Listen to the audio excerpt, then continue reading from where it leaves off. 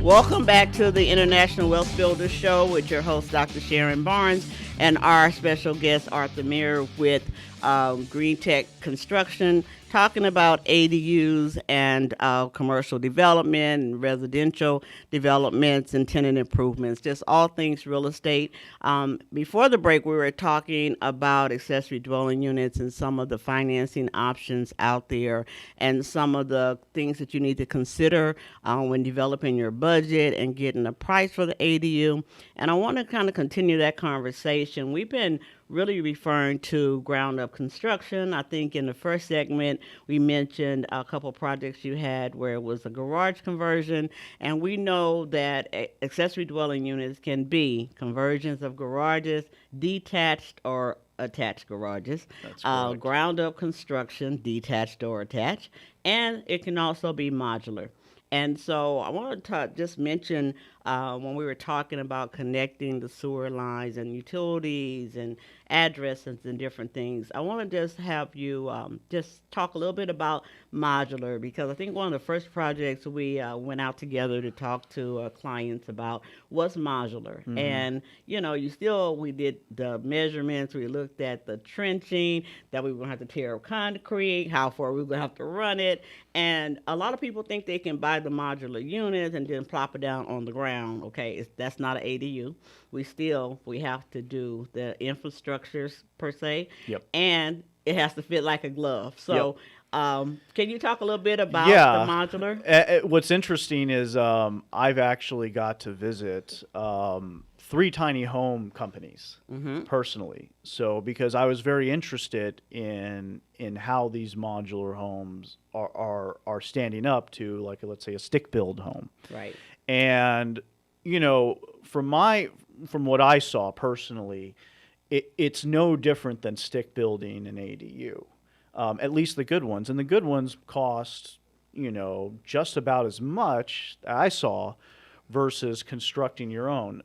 The biggest challenge, and again, I'm not against modular homes. If you see one you like and you like the price and the city permits it, go get yourself a modular home.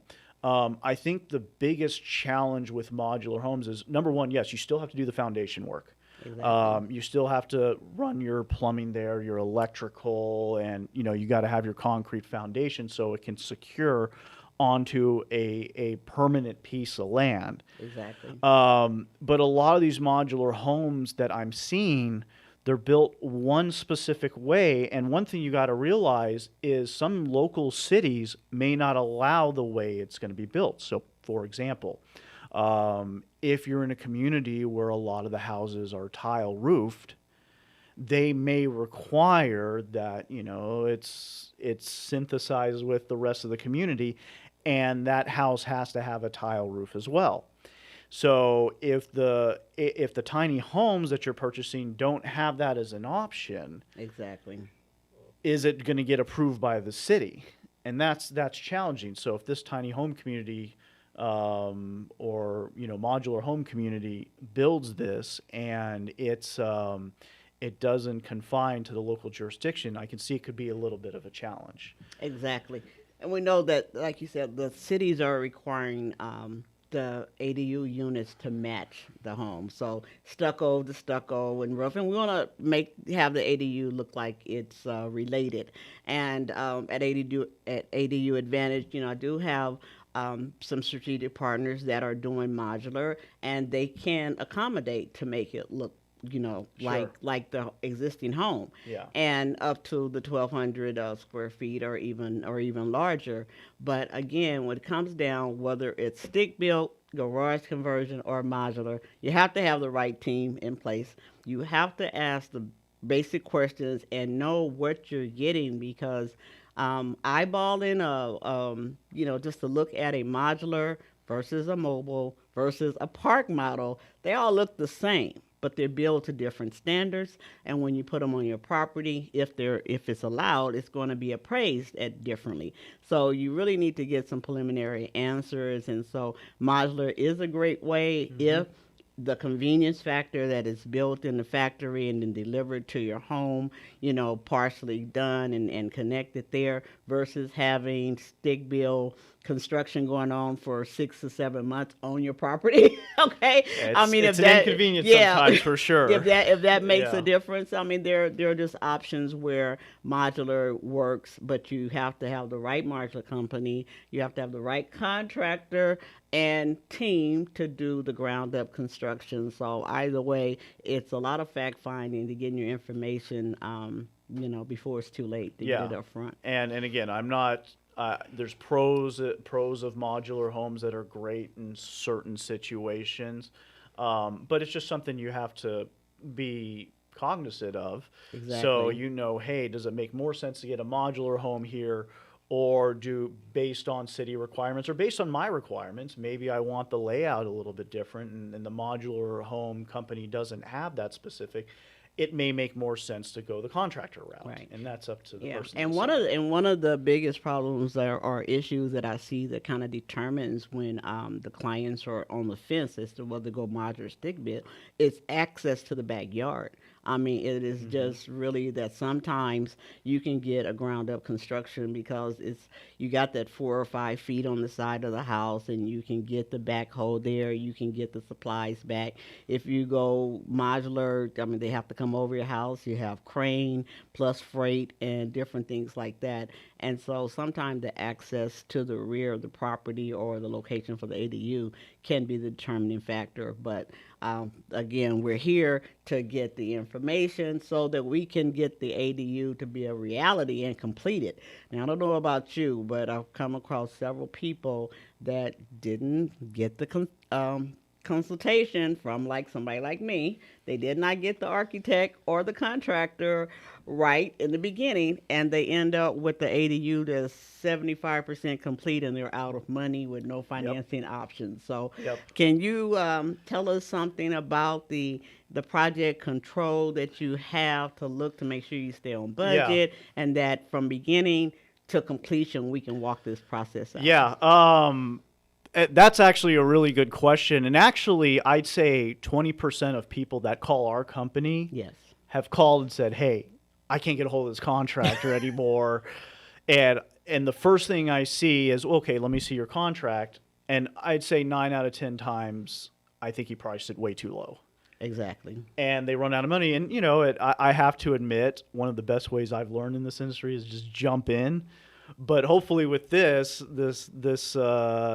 between us right now helps people avoid some of those pitfalls that we've run into.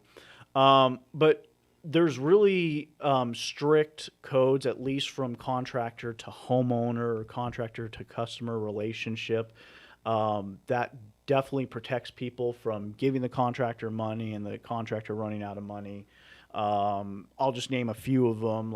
For example, they can only take a deposit of 10% or $1,000, whichever's less, which in almost every case is going to be $1,000. And this is stuff I write about too, because I'm part of ADU forums and things like that. And I want to educate people too.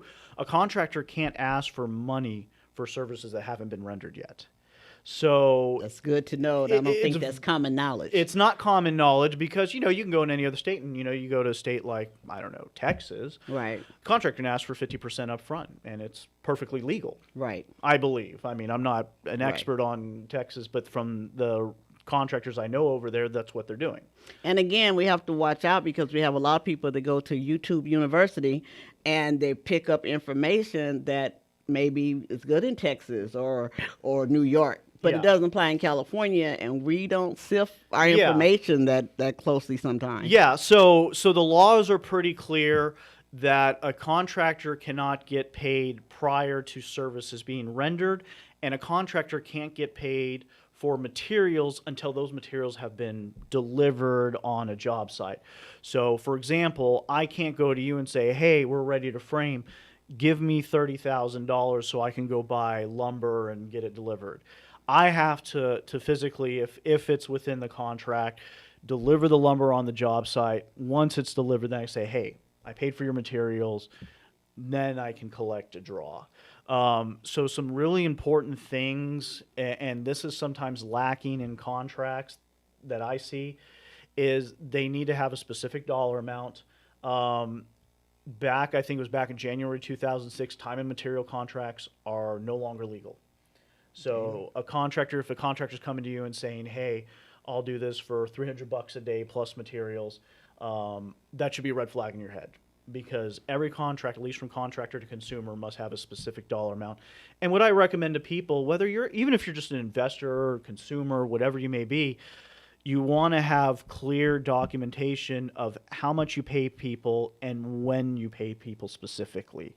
So maybe once they pour your concrete slab, then you deliver a draw to them. Or once they get your plans approved, if they're doing that service for you, then you ask for a draw. So to help answer the question, how do you prevent yourself from a contractor running out of money? You want just clear, specific documentation in your contract stating when you pay the contractor. So let's say in worst case scenario, you pay him for the service rendered and the contractor goes out of business. Right. Well, at least you're not technically out of money. You just paid for the service you use, and you have the ability to hire another contractor to take over and finish the job if it happens to go that route. Yeah, which is really important. It comes to mind like one client that I met with, and she was like, where were you in the beginning? Because she had, this ADU, this 80% completed, but she needed more money. She was trying to get the $40,000 grant to kind of help with things. And so, we were talking, but, as a real estate professional, when we deal with the transaction, it always says, have your attorney review it and so forth. When you're dealing with the accessory dwelling units and you're building something, for most of us, this will be the first time that we've ever had to build anything. And so the contracts, even though they're written in English, doesn't necessarily mean I understand everything that's on that paper. And that's where, as a consultant like myself with more than 25 years as an attorney, that's a value-added service, so I can read it. Yeah. I have a lot of clients, even with their drawings, that submit the drawings or proposals to me to see, can I pull out things like in the last package, it was like $30,000 worth of little details in the proposal that it could cost my client, and they hadn't picked up that those little sentences equal dollars to them. Right. So it's important to get people to review and to get your team together before you start spending money. And that's what makes your service really good, is because there's some things that people may not think of. Like, for example, like a material budget. Right. Well, let's talk about how much you have a material budget for your flooring. Or, hey, do you want your contractor to put in shelves for your closet, or clothes poles? Or did he include it? Or did he even include it? In the proposal? Was it even discussed? Things like that. The type of tile, the size of the tile, and that's where a very valuable service like you can provide. And that's something that and you would hope a contractor would do that, but and then when things are up in the air, then it becomes he said, she said. Exactly. And then you don't want that stress and headache. And so that's something that's also very important. Like, hey, what type of tub? What's my budget for the tub? Right. What's my budget for the tile and things like that? Right. Yeah, it's very important. We're going to take another break. I'm hoping that you're enjoying the show and learning a lot about accessory dwelling units. We will come back and continue our conversation shortly.